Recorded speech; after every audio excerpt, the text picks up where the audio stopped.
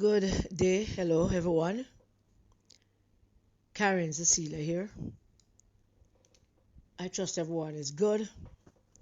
I hope everyone will have a great start to a wonderful weekend and safely do everything, overdo everything if you want, but safely do it.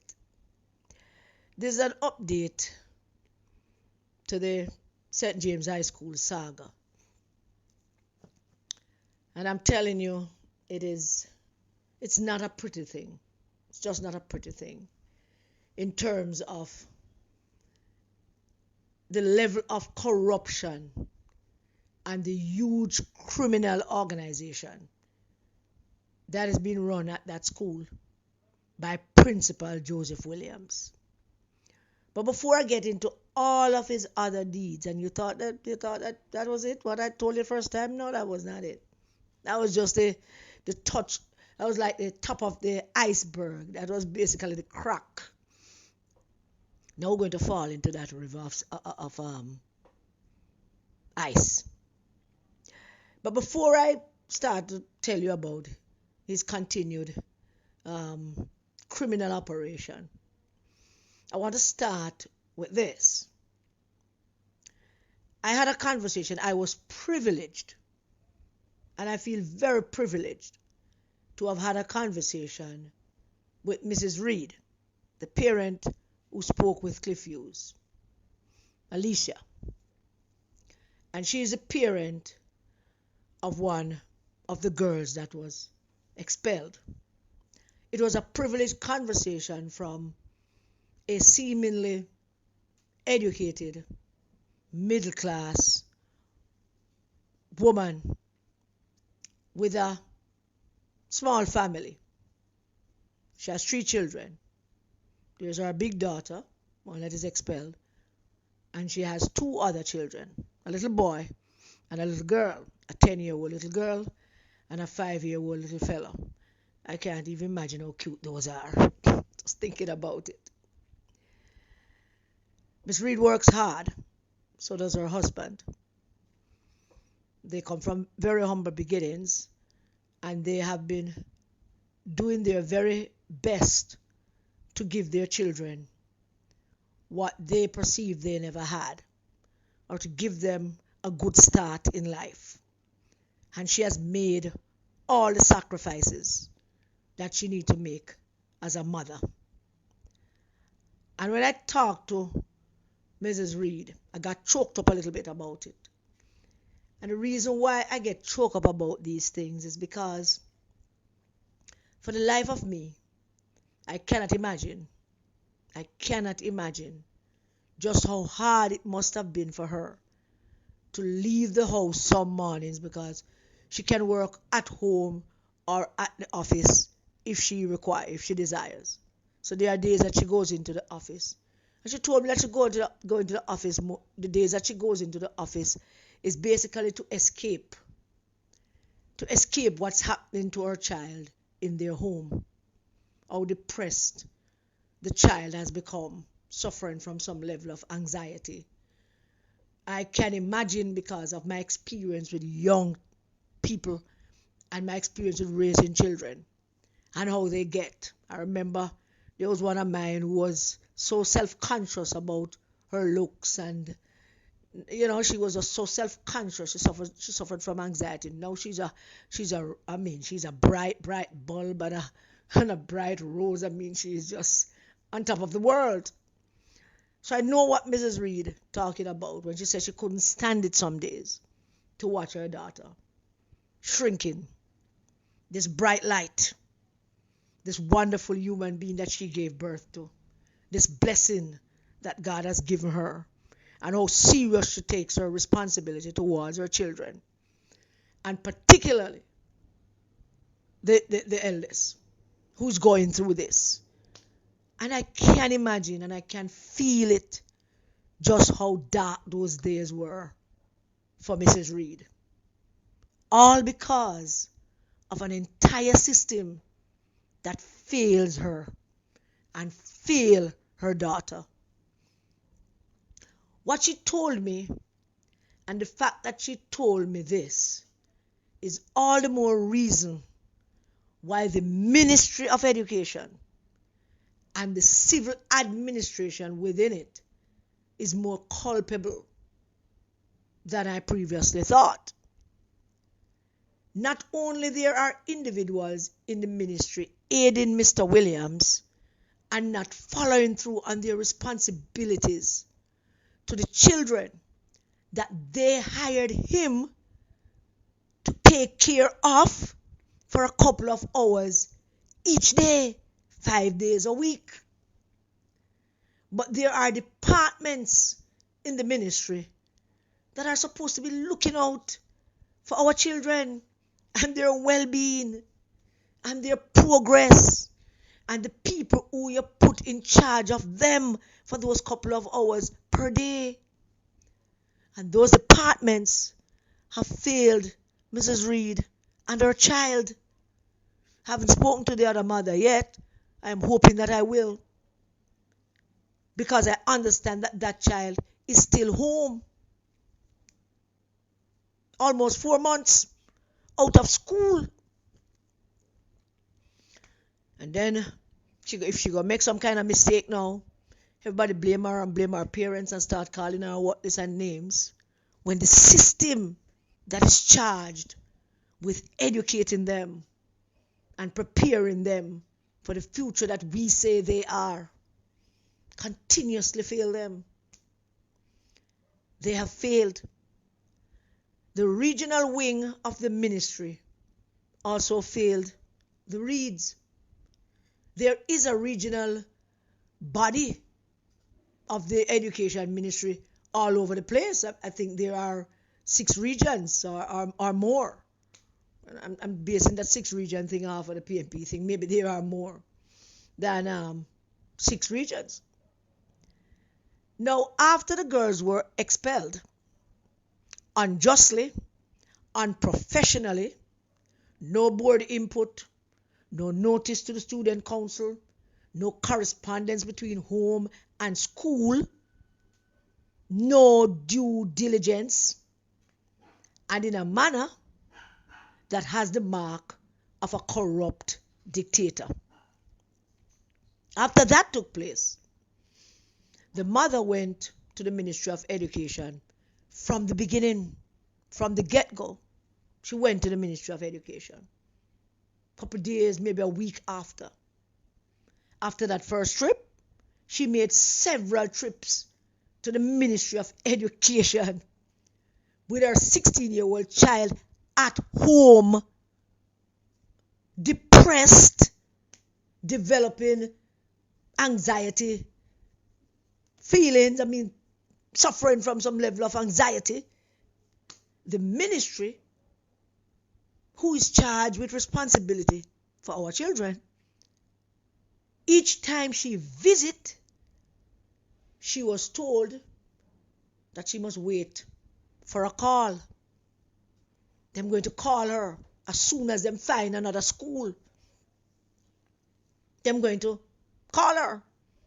I can imagine it, I can imagine it in my head that she got down there, sat down in the fire for a good while. Then somebody sent for her. Then she got sat down in front of somebody and then proceed to tell her that I'm working on it to get her into a school and she must look out for a call. I can just imagine it, taking the information several times every time she go.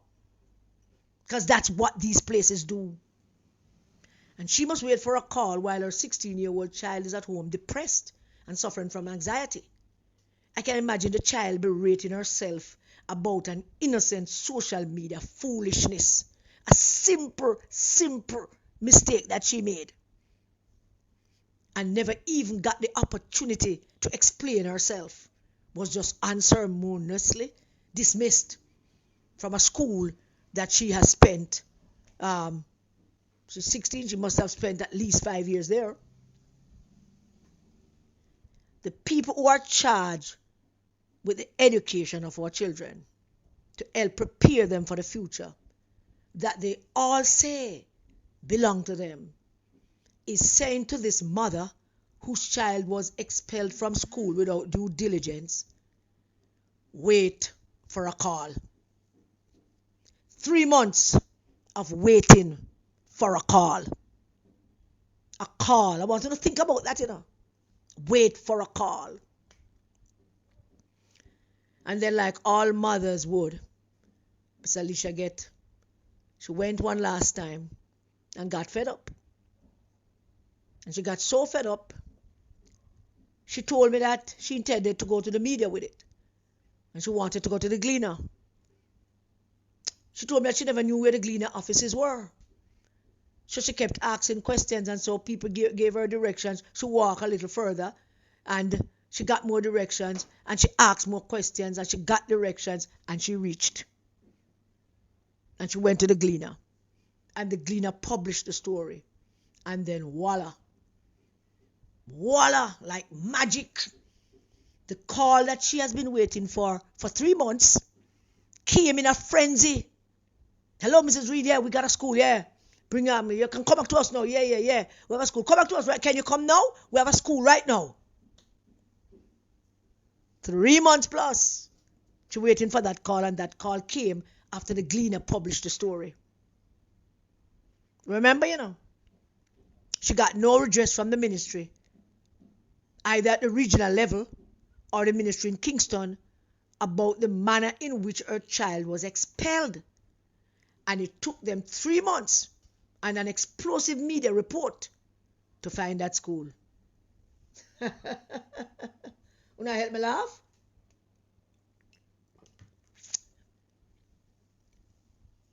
Yeah. This is how I start this update. 3 months plus. And she had to take matters in her own hands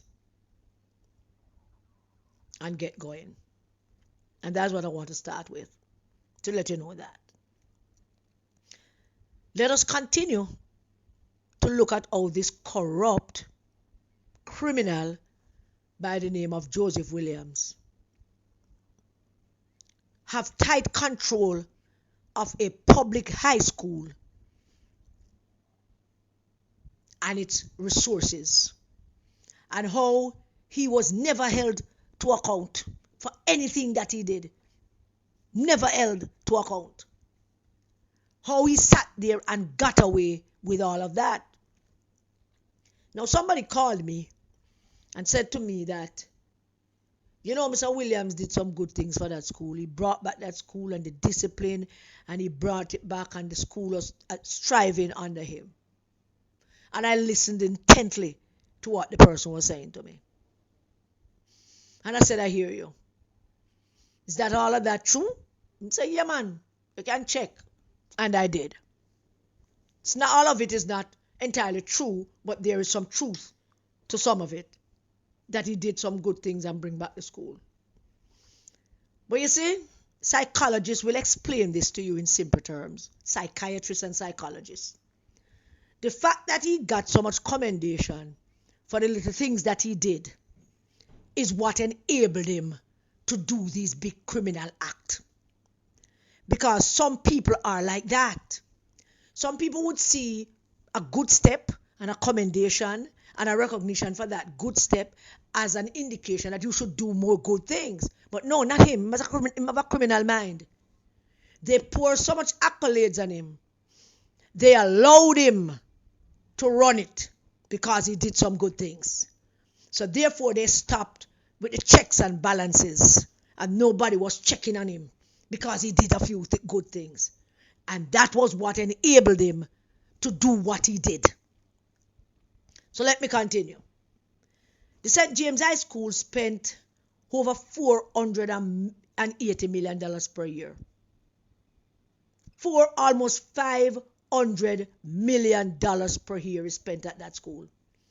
And from all indications, from what I've seen and what I've been told, less than 30% of that is spent on the students and their well-being and their progress. Less than 30% of that. So where's the rest of it? The running and the operations of the school has been at the whim of one man, Principal Joseph Williams. Total running and operation.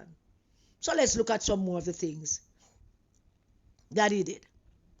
In my first expose, I talk about the board appointments, and I said that the minister, the member of parliament, Leroy Clark is his name, is the person who appoint the board. A couple of calls came to me about that and saying that is not entirely true. So I wish to correct that. Board appointments, so I want to make some corrections to my previous video where the composition of the board is concerned. I had said that it is a member of parliament who appointed the school board, and I stand corrected on that, right? The member of parliament has the prerogative to appoint some members of the board, about 3 or 4, including the chairman. The board composition with those 4, 3 or 4, would then be complete with a representative from the PTA recommended by the PTA body. In the case of St. James High School, that was Mrs. Williams, Principal Williams' wife. She was the PTA representative. There's also a representative on the board from the teachers in the school. There's also a representative from the past student alumni. And I want to pause there for a minute. The past student alumni having a seat on the board is something that needs to be revisited, because people that are appointed to boards must be given clear responsibilities. Because you see, you're not just appointing a board of people and say, yes, I put in John a good guy, or I put in Mary because Mary can count, and I put in Tom because Tom knows how to talk. If they are representatives from various bodies, there must be some kind of mandate or some kind of something that they're going to be doing while they're representing that organization. Them can't be representing themselves. And alumni associations usually try to help the school. They build relationships with the current school body and the student council and help raise funds, put on events, do career day, get therapists, and do things to help. So I'm questioning this representative from the past student alumni on this board. There's also a representative from the student council, from the school body. That representative is usually the head boy, the head girl, an exceptionally talented and great student who knows his or her schoolwork, but is also competent in speaking and carry themselves well. That's usually a representative. There's also a representative from the admin staff and a representative. There's also a representative from the admin staff, and I believe there's one also from the ancillary staff. I stand corrected if that is not so. And then there's a representative from the community. Sometimes, when I talk about that 3 or 4 representative that the MP chooses, including the chairman, sometimes the MP also has influence with who the representative of the community going to be. And that makes sense, because if you are the MP and you're going to name a community representative to a school board, it better be that representative is kind of political, but not overly political, but somebody who can come back to the MP and say, the board was discussing this, and as the MP, you're the person who oversees this board, and I think you should do something about it. I'm just thinking. I'm not saying, I don't know what the guidelines are, but I'm just saying that if I am the member of parliament and I'm going to name a community representative to a board, there are some things I want you to get done. There are. It's not just to go to the board meeting and collect the money and eat the food and drink whatever you need to drink and chat crap and behave like you're some big shot. No, there are some things that I need for you to get done as a representative on the board, to inform me, the MP, of some things, and to be my ears and my eyes, because the chairman and the other people who I have appointed, them have to act appropriately. But you, the community representative, is more often than not going to be a political operative. And I support that the community representative should be a community stroke political activist. Somebody who can make a difference in the life of the school while being there. So there are those. In the case of St. James High School, however, Mr. Williams pretty much manipulated and schemed as to who represents each of these bodies. His wife represented the PTA, the teacher on the board, one of his. The student council don't really have much control over that because it is, of course, the best student that's going to be there, you know. The alumni, him and them have good relationships, so him can choose who did it. It's he manipulate all of this. In the case of the community representative, and Mr. Hero Clark better pay attention to this. What Mr. Williams did was get some two-bit pastor. You know, those who love shout at the top of their voice that Jesus is coming soon and the world we are God hell because we are Sodomites and we are Batman and we are this and we are that and them are born out and Jesus are born. We are going to hell them one. What are them? Yeah, what are them get? To put together some kind of fraudulent organization, stroke letter, all kind of thing to recommend this person to sit on the board as a representative from the community organization. The community don't know who this person is. The community don't know who this person is. I am yet to check if anybody in St. James know who this person is, but at least I know the community don't know who this person is. The school, the principal and them gang and the teachers them know. But is he the principal who schemed and manipulated who sits on this body because he want people on the body that went buck him?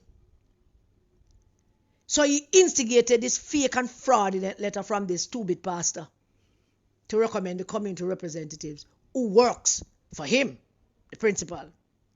Same thing for the teachers rep, the admin and silver reps are leaving the student council person out of it because that is a young person who probably don't know nothing and don't know what's going on but do their job. Mr. Williams heads a criminal enterprise that has been going on for over many years at St. James High School. He was accused of a criminal act when Ronnie Thwaites was Minister of Education. And I think Ronnie Thwaites went down there and saved him. They let him off the hook. I'm beginning to find out what is it that he did and what and why. Well, not why, but I just want to find what is it that he did. Why the minister had to intervene. And then because he was doing such a good job at bringing back the school, them let him off the hook. Mr. Williams not only beat up the man who carried him to court, and him had to pay $700,000 too, but he also verbally abuses the staff. And his favorite punching bag is the bursar. His favorite punching bag is the bursar. Who have the gall to question him on things. Who has the gall to caution him on things. Verbally abuse her, call her stinking, dirty drunkra. I'm repeating word for word. The bursar filed a complaint against him. She filed a complaint against him. And then him and him goons them threatened her. Yeah. So Williams are going like him want know bad people, you know. Going like him want know bad people. She filed a complaint against him. He threatened her, physically threatened her, frightened the shit out of her.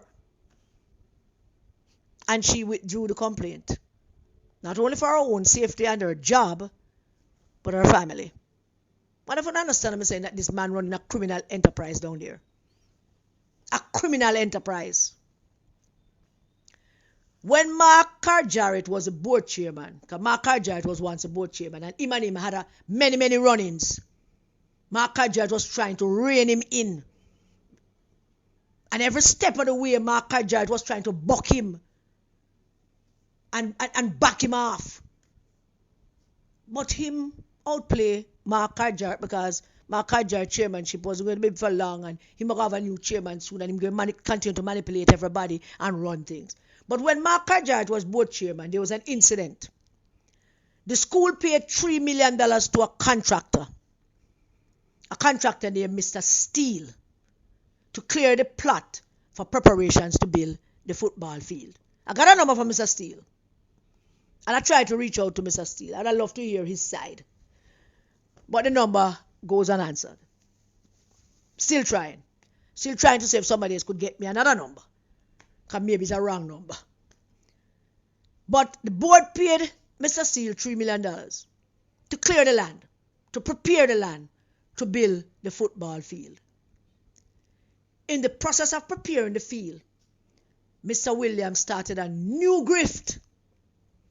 They discovered gold and silver and diamond in the preparation of the school, the field for the football field. They dug up that land and they found marl. And child, people, boy, them found a gold mine. They dug up marl and all in a truckload of marl, 300, 400 truckload of marl. The place begin to sound and look like a quarry, I am told. With loads of marl trucking out of the school, up and down, interrupting classes. When he was questioned, when the board questioned the contractor about this digging up of marl, when them go down there and look at the deep holes, the contractor was trying to explain himself. Why there's a thing underneath it, There's some things underneath. We need to dig out the whole thing and level it off back and dump it up back with topsoil and dirt. People them who buy the marl and the truck people them who truck the marl. That was a conservative number. 300 to 400 truckload of marl. The chairman called NEPA and shut it down. And the field still have not been built. Piss off, Mr. Williams. Something awful. Mr. Steele still not answer me. Under Carl Jarrett chairmanship, Mr. Williams tried all kind of chicanery for rob the school. The school received a purchase order one day from Discount Hardware for almost $600,000 worth of goods. Let me repeat that. The school received a purchase order from Discount Hardware. And Discount Hardware hardly want to talk. Them hardly want to talk. They're a business. We're a business, Miss Cross. I run a hardware here and we serve many customers and all kind of half ass dead and cow fat. Can't blame him as a businessman. We do business with many schools. $600,000 worth of good. The chairman, I think it was Mark Carjar, was the chairman at the time, got word of the invoice, shut it down, refused to sign it. And Mr. Williams had to go down a discount and pay for him goods himself. Because of him goods. It was the school goods. School had no project going on for any kind of thing like that. But he ordered it. And he wanted the chairman to sign up the invoice and sign the check. Let him go pay for him $600,000 goods. Destined for his house. There were periods when the current board chairman is signing checks that he discovered. And the current board chairman is Christopher McCurdy. He's the son of Mr. McCurdy, well-known man in St. James in Montego Bay. And as far as I know, Christopher is a good guy. And I'm told that there were periods when the board chairman was presented with a whole pile of checks to sign, and they spaced them and shuffled them in a particular way You know, they come with a bundle of checks, and them space them and them shuffle them. So many checks to one company that provide technical service to the update and servicing of the computers and the servers at the school. That was an ex-grift. So when them appear, when them want money to pay him to do things that him not doing, them shuffle the checks them. So what would happen is that I really need to speak to I probably need to speak to the board chairman. What would happen is that he would sign 2 checks for that company, then sign the next dozen checks and book up 2 or 3 more checks. And if him not paying attention, if he weren't paying attention, he would have says 3-4 times him signing the same checks. Hundreds of thousands of dollars slated for the school and the care and the growth and development of our children. This company, of course, is NetMerge. I think they were in the media one time for some foolishness or something that they did. Not foolishness, some criminal activity. Now, NetMerge. I could talk about NetMerge because I try reaching them too. And the first time I called and I asked to speak to, I didn't give a name and I asked to speak to somebody in charge. And they said that many people are in charge. I said, could I speak to the top dog then, so to speak? And she said, hold on a second. And then she came back and said, who's calling? And then I had no choice now. My name is Karen Cecilia Cross, ma'am. I would like to speak to your manager or something like that. Where you calling from, Miss Cross? I said, just think about the name for a second before you go any further. Karen Cecilia Cross. Okay. Hold on then, Miss Cross, please. And then she come back and she said, he's not available. I said, can you tell me his name? Because I never get his name. I really never did. You know, I made a mistake. I never get his name first. I should have got his name first. But she came back and said, I'm not available. So I've not been able to get Mr. NetMerge. But Mr. NetMerge is a large part of Mr. Williams' criminal activity. And they are lifelong friends. Now, you could easily make draw a conclusion from that, from just one thing. And that one thing is, NetMerge is based in Clarendon. Clarendon. All the way in Clarendon. So you're saying to me then that Mr. Williams couldn't find a computer service in place that operates in Montego Bay. There's a whole lot of them in Montego Bay. Whole heap of them in St. James. But then if there's none in St. James, there is Westmoreland. And if there's none in Westmoreland, there's Hanover, man. You want them to say there are no companies like that in those places? That is the only conclusion you can draw from that, is that Mr. NetMerge and Mr. Williams are criminals together. Because there are no competent companies in St. James, there are no competent companies in Westmoreland, there are no competent companies in Hanover. So Mr. Williams have to get him friend all the way from Clarendon to provide those services. Now, I tried again to get in touch with NetMerge. I tried about 3 times. But this time I just called and said, good afternoon, ma'am. My name is Karen Cross. Could I speak to your manager? And them hung up on me. You know, that was very brave of them. It's that many people in this country hang up on me, you know. When I call places and tell them my name, I want to speak to somebody, them bustle and hustle about to get somebody to speak to me. Them don't do that. I must give them a whoop of props to that, but them going to pay dearly for it. Them hang up.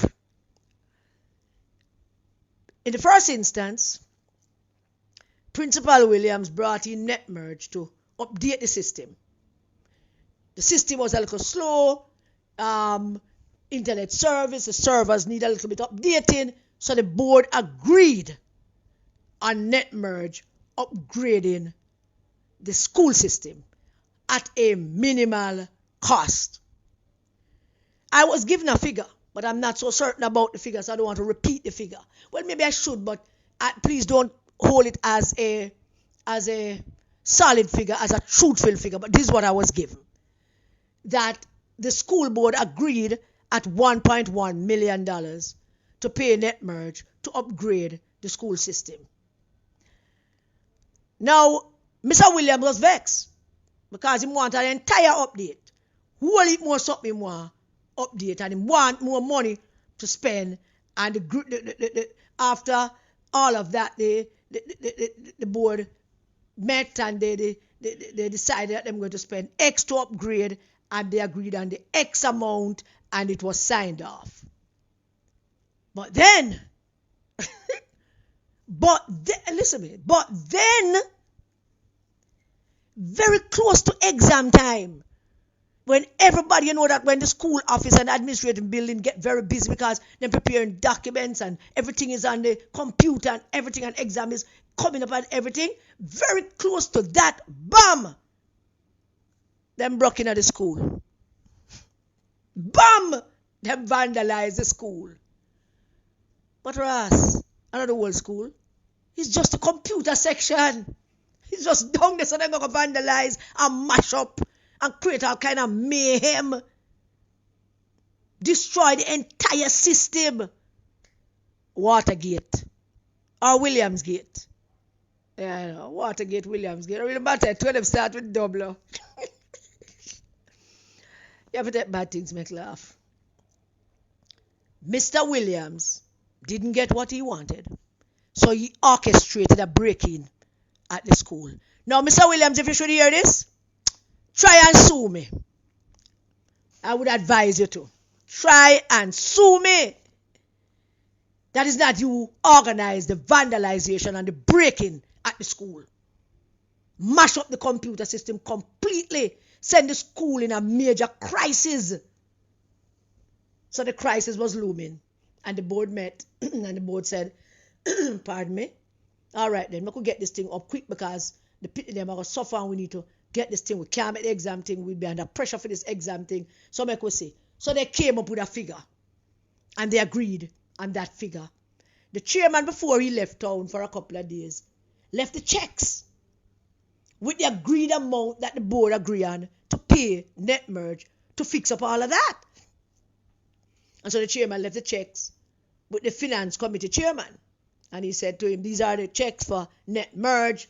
When you get the proper documentations, then you sign them off and send them up and whatever.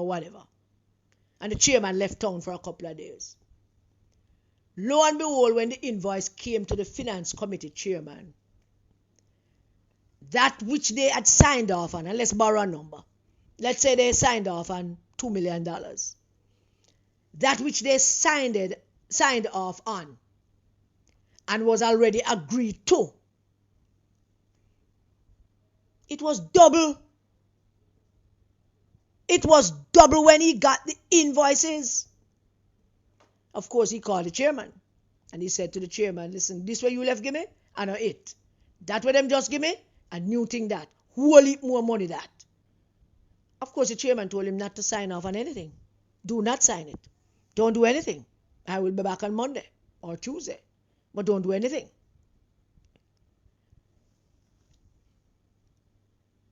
Upon his return, the chairman retrieved the checks from the finance committee chairman. I don't think the chairman understood then that he could have held on to those checks while he did an investigation into why the money doubled and what they're going to do with the money. He was asking the questions. But I don't think he understood that he could have held on to those checks because Mr. Williams, well, he needed to know what could have caused that additional amount.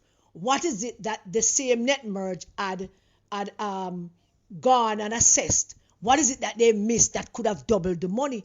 The chairman was rank. He was happy and mad.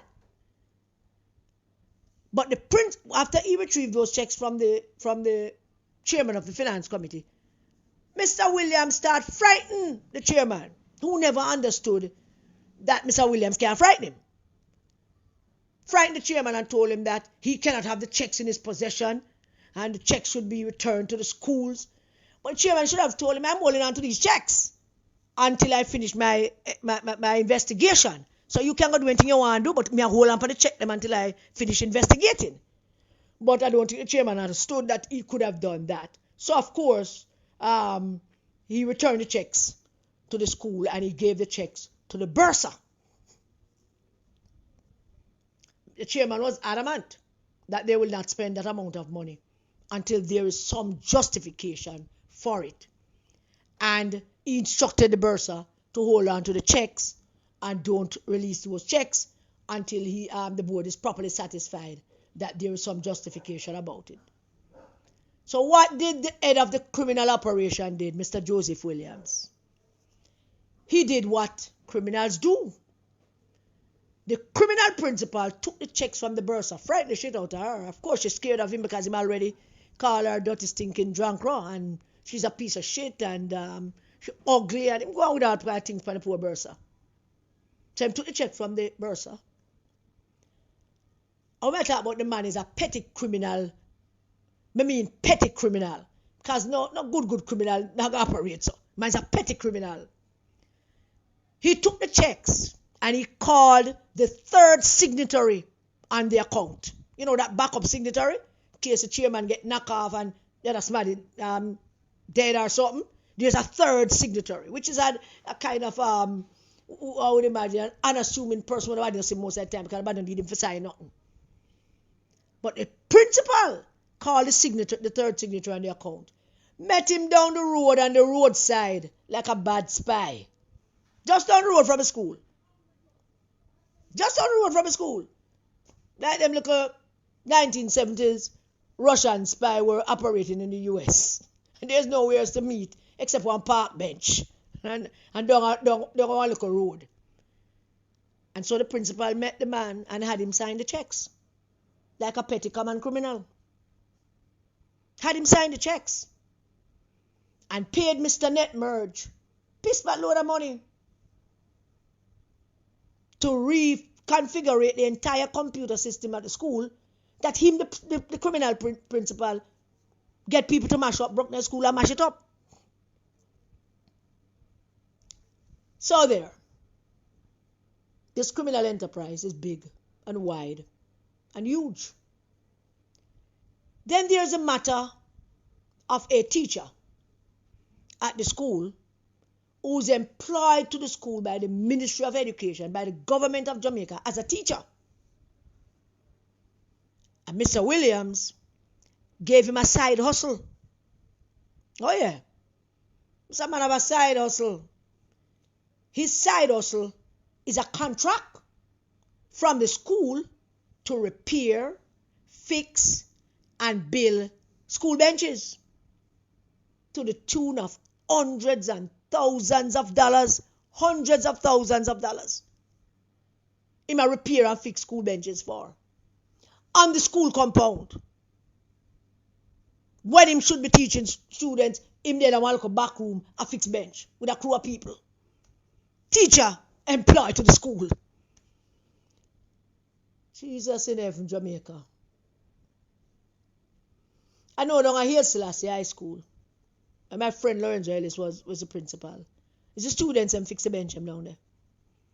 Students them who learn carpentry. Them fix the bench them down there. And them come in for a weekend and fix the bench them. Mr. Williams hired a teacher who's supposed to be teaching. Give him a contract to the tune of hundreds of thousands of dollars to fix and repair benches. Benches was just always seem to a mash up. You know, like the mechanic. Go to him and him fix one thing and F up our next thing so you can come back. So him fix the benches, then we constantly a mash up. I am not even inclined to go through the corruption at the running of the tuck shop. It's a huge wholesale criminal operation that Mr. Joseph Williams running at the St. James High School. And finally, there is his adultery. His blatant, open, everybody knows sexual relationship with none other than his vice principal, Miss Georgia.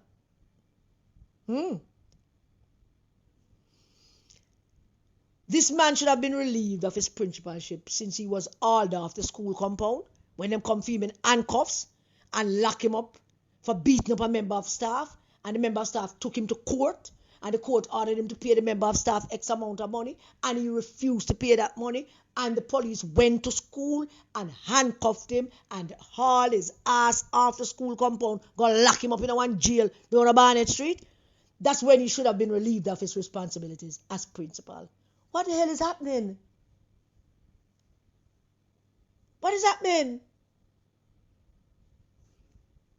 He should be relieved of his position. And the ministry have justification to relieve him now of his responsibility as principal. Professional misconduct. Conflict of interest with his various family members. Bringing the school into public disrepute. The unjustified and illegal spending of school resources. Okay, Minister Favour, it's your time now. I hope that this man will be fired. I want to close by saying that I had a conversation with the young Mrs. Reed's daughter, this morning, before I made this note. She was on her way to the new school, and we had a conversation, and she seemed grounded. Very nice young woman. She come across on the phone as somebody who knows what she's doing, knows what she wants. She would have liked to go back to her school. She confided in me that she would like to go back to her school, but she said that this is up to her parents. That's what she would want, but it's up to her parents. Her parents, her mother, wants her to be comfortable and wants her to be safe. I mean, that's the first duty of her mother. Want her to be safe. So her mother wants her to be safe. So she's a good child. Want to discuss it with her mother. She promised me that she and her mother is going to discuss it. Because I personally believe that she should go back to her school. They should fire Mr. Williams first. And then the two girls should be returned to school. And we talk about a lot of things. She told me what she wanted to do in life. She told me how she felt when the whole thing happened. She told me that she don't feel a way about it because it was innocent. There was nothing about it. A lot of people do it all the time. She told me that she think that he may go call her mother and they may go warn them and tell them not to do anything like that. She told me what she expected. She told me that she was surprised and it hurt her and she was at home and she never felt good about it at home. Some other things she told me I'm not going to repeat. But she basically was telling me that, it was hard. But she's willing to go back to school. I spoke to her mother about that because I think they both should return to their schools. And I know that both the parents and the children might have some misgivings about not going back. But as I pointed out to the mother, God works in mysterious ways. Maybe it was this situation that was needed to bring Mr. Williams to account. And for that, they are heroes. And they will be hailed as heroes. So they should reconsider it. But she wants to go back. Her mother has misgivings about it. Her mother wants her to be happy. And her mother wants her to be safe. That's what we want for our children. We just want them to be happy and we want them to be safe. That's all. And I can feel her pain when she said it. I did. So, this is how the cookie crumbles for now. I'm still trying to find Mr. Netmerge and Mr. Steele. And there are so much more. Thank you all for listening. God bless you all. Stay safe, everybody. And please, let's keep our children safe. All right?